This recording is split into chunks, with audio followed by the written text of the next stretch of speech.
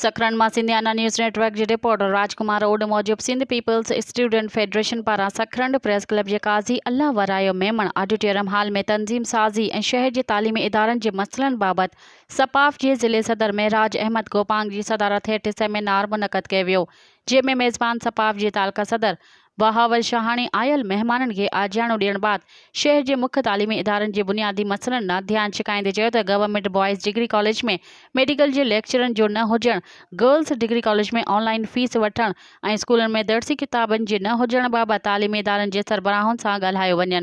हुन तंज़ीम साज़ीअ बाबति पिणु ज़िले क़यादत खे चयो त सपाफ सिकरनि जे तंज़ीम खे ख़ाली उहिदा भरे मुकमल कयो वञे। चए ते ज़िले सदर महराज गोपांग पंहिंजी सदारती तक़रीर में कारकुननि खे यकीन ॾियारियो त सखरंड वासी